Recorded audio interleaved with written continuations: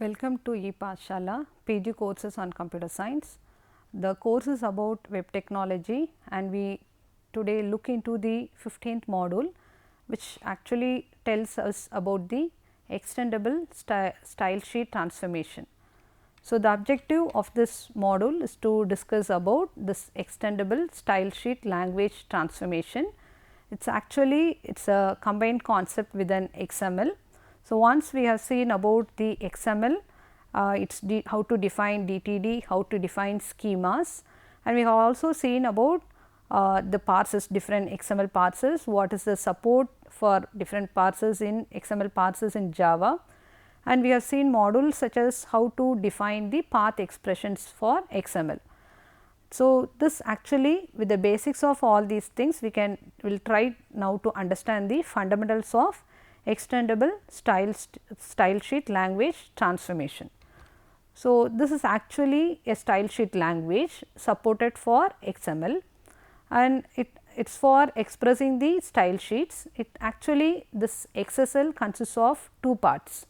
One is an extendable style sheet transformation, that is our XSLT, which is of interest today, and an XML vocabulary for specifying formatting semantics, which is XSLFO.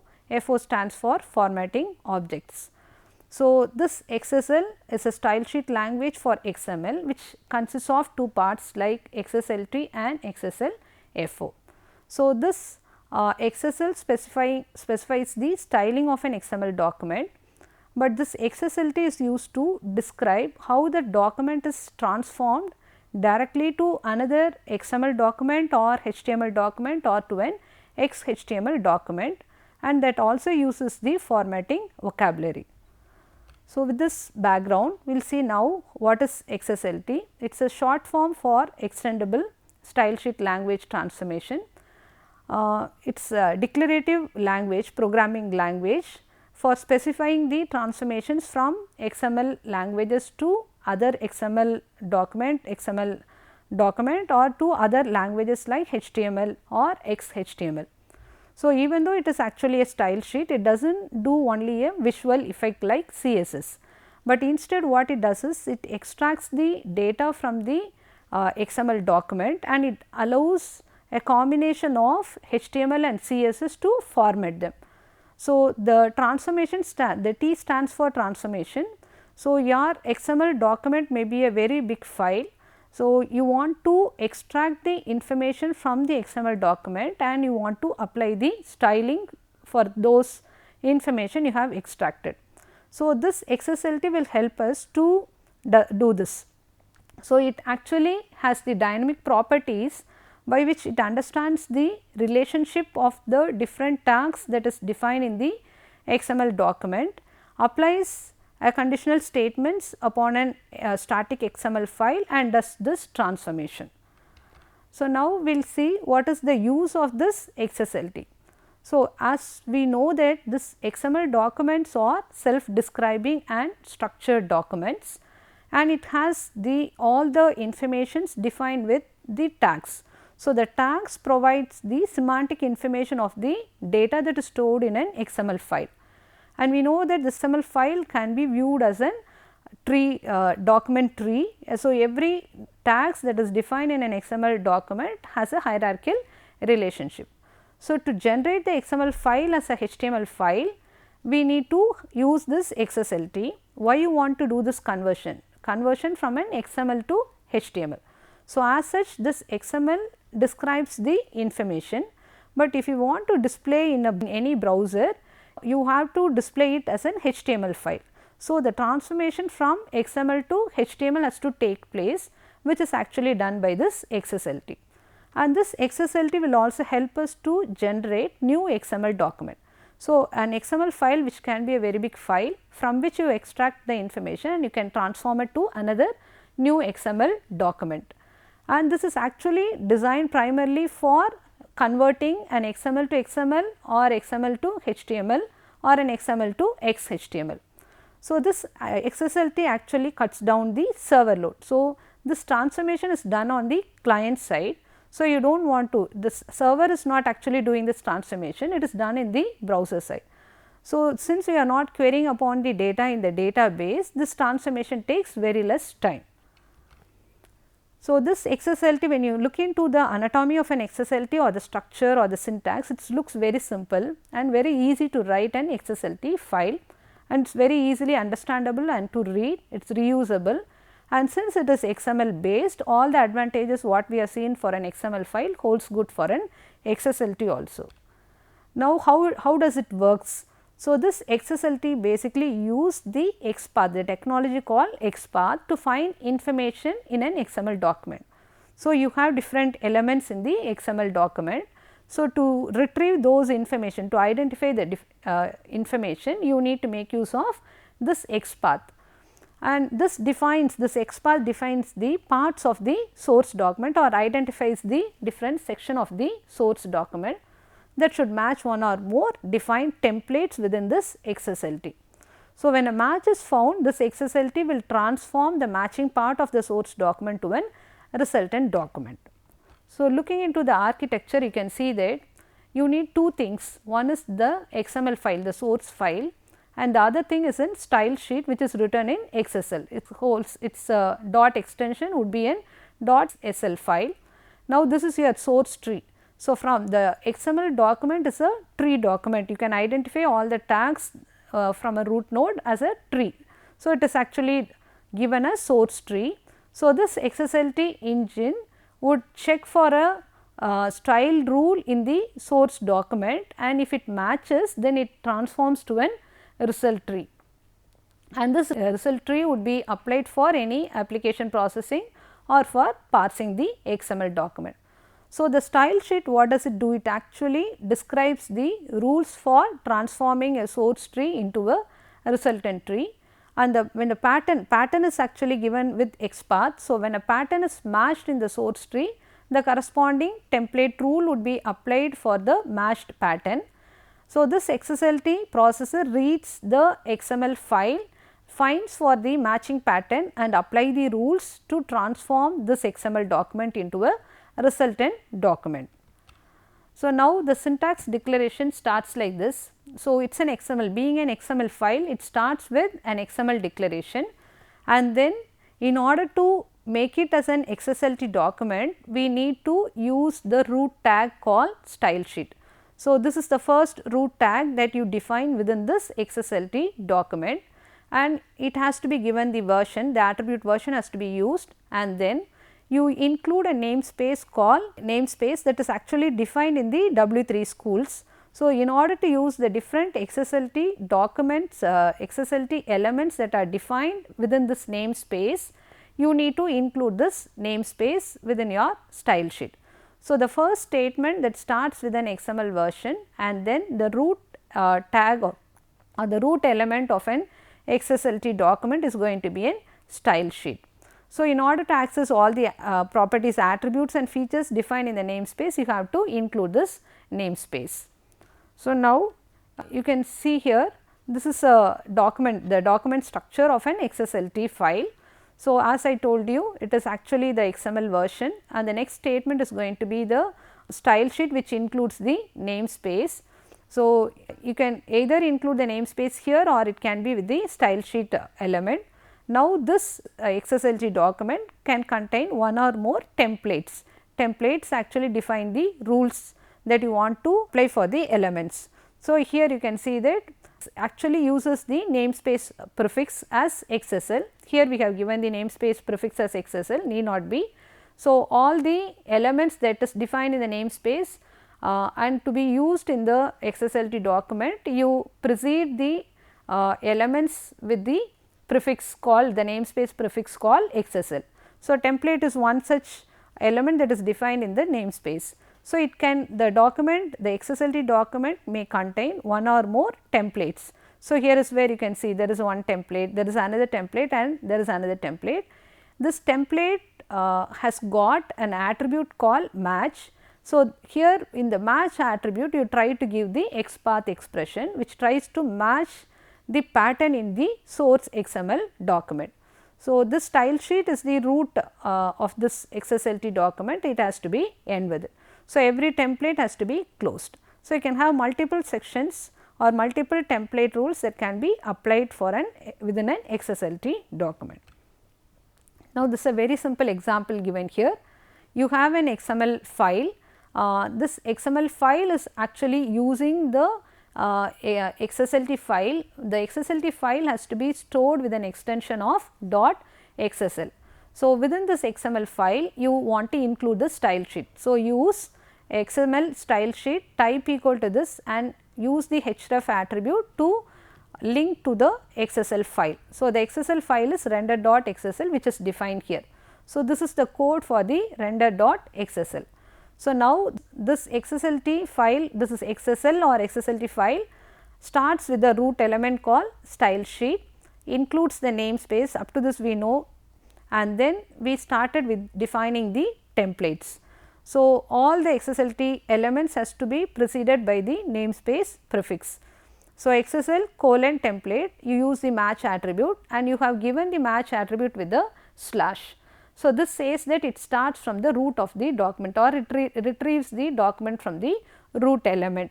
Now, it matches with the pattern, that is it looks for the root element. Now, this is actually the action you want to apply for the matching pattern. So, here you had said that you are trying to convert the information extracted from the XML to an HTML. So, you want to retrieve the information from the XML document. So, make use of XSLT element called value of, we will see in detail in the coming slides.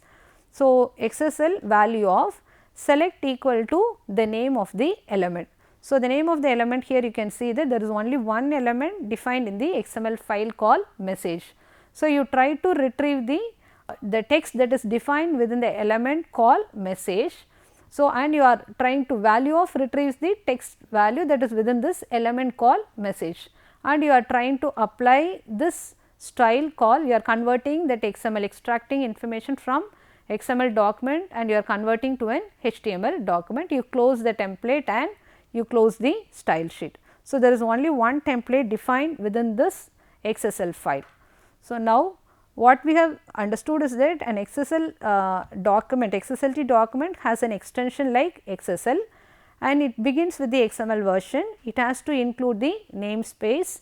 So, you are putting within the style sheet element the namespace that is defined in the w3.org, and any XSLT document may contain one or more template rules. So, you use an element called template, use the attribute called match, and it ends with the style sheet. And now, when you want to select the message text, you are actually making use of another XSLT element called value of, and you are selecting the message. So, this is actually select, you are giving the name of the element, the name of the XML element, that is the message is an element in the XML file. So, the name of the element is given and the value, the child is the text, child of this message element is the text element. So, you want to retrieve the value of this element, message element, which is actually the text element. So, you can also use alternate XPath expressions in the select attribute like dot slash message or slash message slash text, or you can say dot slash message slash text. So, these are the different XPath expression, you can give it in the select attribute. And now, this example, what conversion is actually happening in the example we have seen. Here you would have seen that it has a template rule. So, template actually defines the action what you want to do on the XML data that is extracted from the document. So, you make a match with the slash, which means that it chooses the root.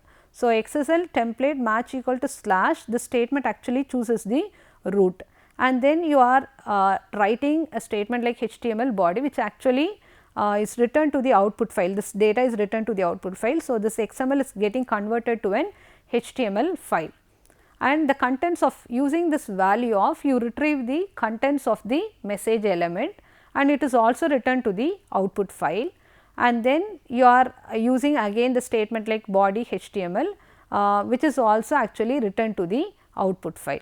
So, the resultant file looks like this. So, the XML file what we have seen earlier is now transformed to HTML body H1 the content from the XML document is retrieved as welcome to this course and it gets closed.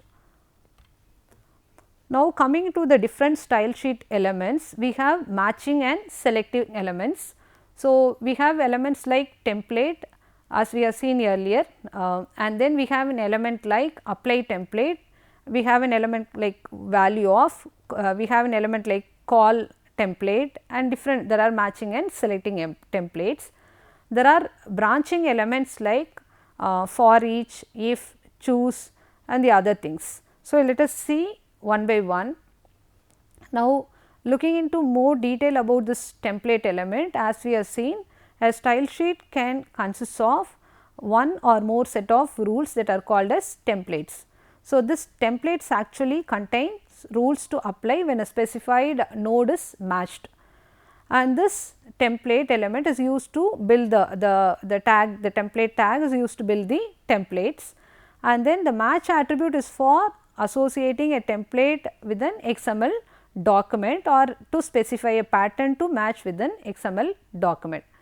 So, the match attribute can also be defined to define a template for the entire XML document.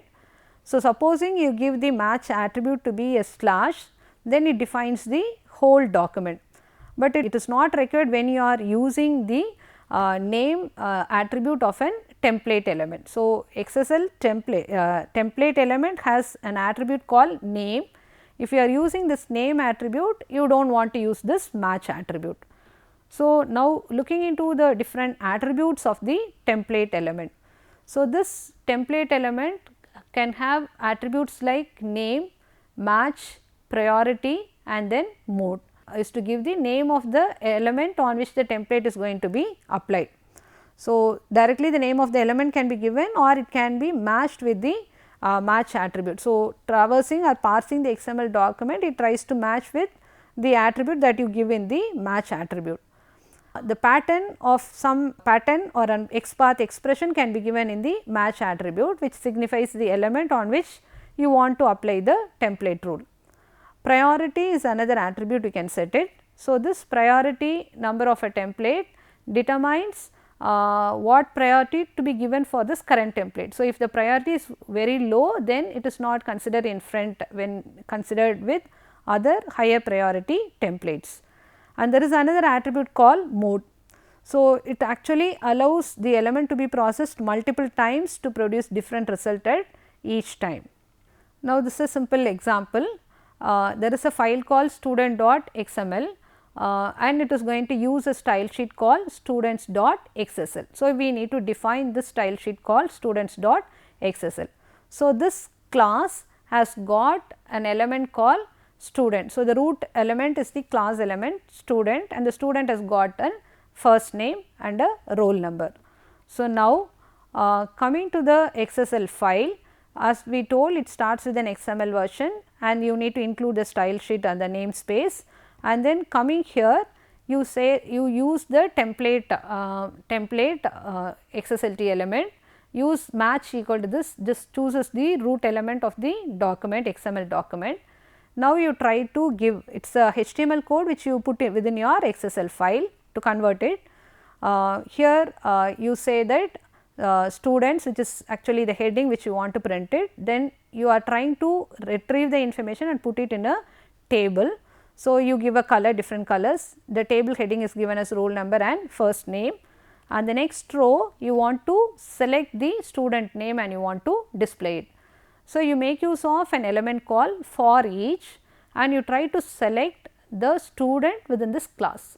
So, here you can see the XML file has got the root element as class and you have the student information. Student has got for name and then roll number, first name and the roll number. So, you want to match with every student in the XML document, and the value of the attribute roll number for the student you want to retrieve. So, make use of the value of element, select at symbol represent the attribute, as we have seen earlier in the earlier modules or classes, at symbol represent the attributes. So, select the attribute value of the roll number. So, roll number is an attribute, you want to retrieve its value and then you want to retrieve the value of the first name. So, now you are placing it actually in the table. So, now you can see that you have retrieved the roll number and the first name from the XML file and you are displaying in the form of a table. Now, as we have seen, there is an element called value of element which actually extracts the value of an XML document and it adds to the output stream of the transformation. So, now coming to another example, this is a catalog example. It is an example given in the w3schools.com. So, you can see that there is a catalog CD, the title of the CD, artist, country, company, price, year, everything is there and you have several other CDs within this catalog element. We will see that how we are using actually the value of element. So, now starting with this template match equal to slash, then you try to write your HTML file which actually displays in terms of table. You try to display the title and the border. So, here you had said that the first row of the table has got two table headings like title and artist. So, title and artist you have given here and then you try to extract the title and artist from the XML document. Make use of this value of element, select equal to this attribute, you give the pattern. So, the path X path. So, you said that within this root element is the catalog element in the XML file, within that you have multiple CDs.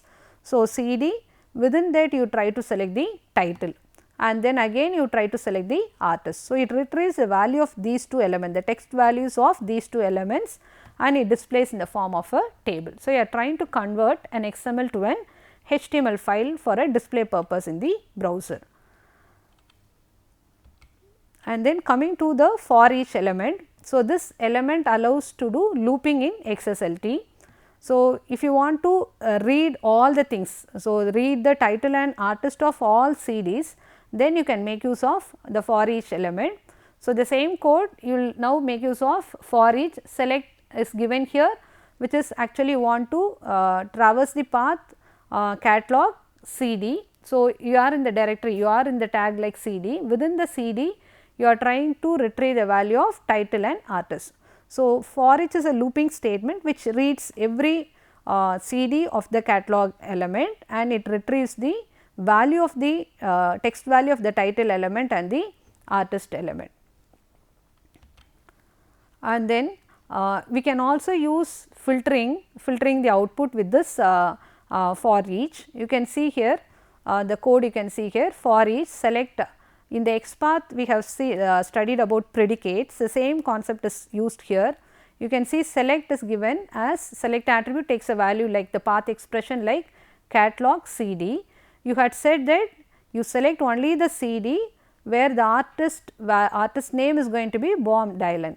So, you are using the filter operators like equal to, not equal to. For less than you use the entity and greater than you use the ampersand GT semicolon means that these are entities, instead of using directly the symbols you use the entities to use the same operation of less than and greater than. So, you write the predicates within square bracket, you set this condition and you want to retrieve only those elements which satisfies this condition. So, now you can see the output to be like this, you try to retrieve all the elements, but the name of the artist of the CD element should be this person.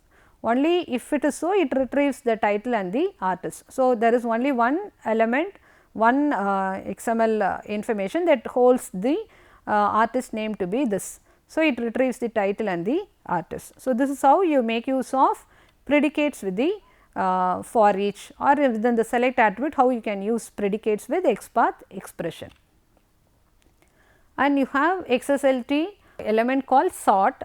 So, this is used to sort the output and before you print it, before you want to display it, you can make a sort operation. So, to sort the output, you can simply add this element called XSL sort.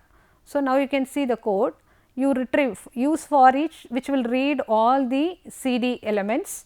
Now, you make a sort on the attribute value called artist. So, you try to display the article and artist, but you are sorting according to that attribute called artist.